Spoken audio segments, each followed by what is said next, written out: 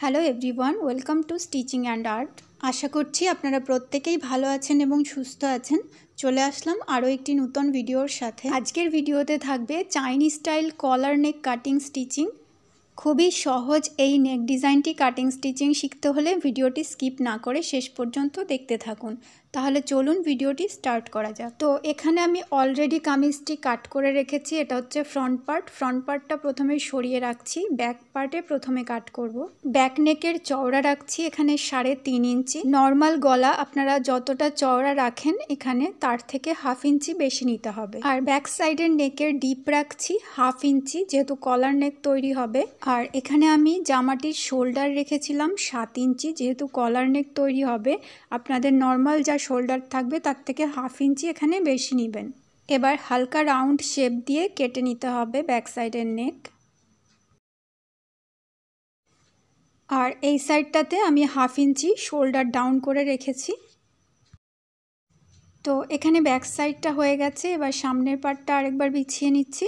সামনের পার্টের নেকের চড়াও সেম রাখতে হবে 3.5 ইঞ্চি।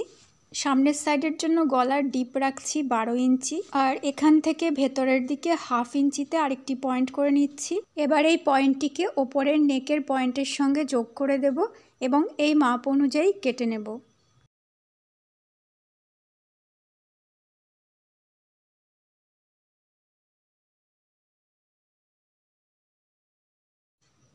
এবার সামনের পার্টের সোজা সাইডের ওপরে পেছনের পার্টের সোজা সাইডটা রাখবো, রেখে 1/2 ইঞ্চি কাঁধের সেলাই মার্জিন নিয়ে আমরা সেলাই করে নেব।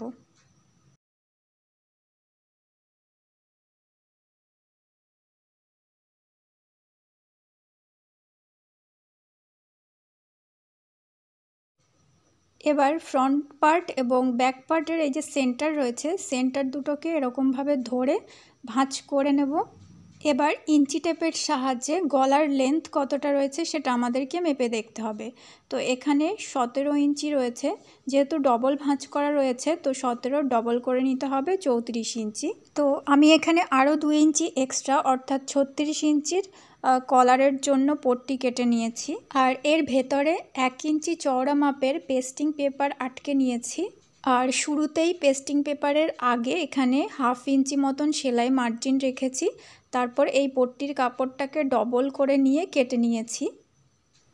আপনারা চাইলে এখানে পেস্টিংয়ের বদলে বক্রম ইউজ করতে পারেন।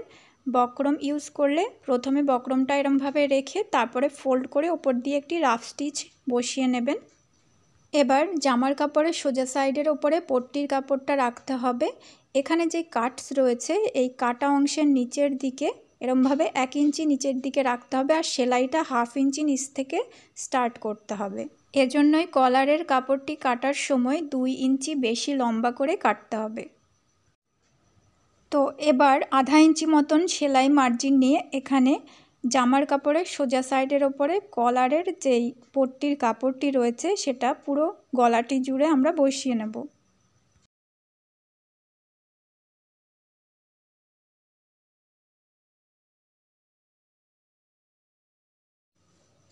এখন দুই সাইডের এই যে কোণা রয়েছে সেই কোণা বরাবর আমাদেরকে ছোট্ট করে কাটস বসাতে হবে।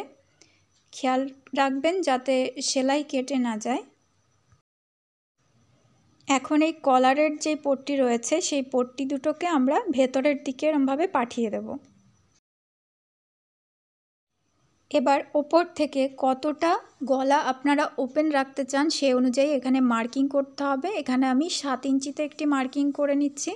আপনারা আপনাদের পছন্দ অনুযায়ী এখানে ছোট বা বড় করতে পারেন। এবার এখানে লম্বায় 7 ইঞ্চি আর চওড়ায় 6 ইঞ্চি। এই কাপড়টা কিন্তু মাঝ বরাবর ফোল্ড করা আছে, অর্থাৎ লম্বায় রয়েছে 14 ইঞ্চি।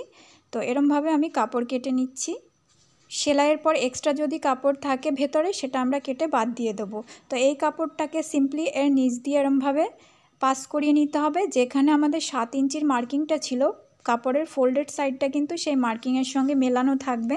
এবার সোজা সাইডের ওপর দিয়ে এরকমভাবে সেলাই করে নিতে হবে। আর এই সেলাইটা ঘুরিয়ে আমি পুরো নেকটাতেই বসিয়ে নেব।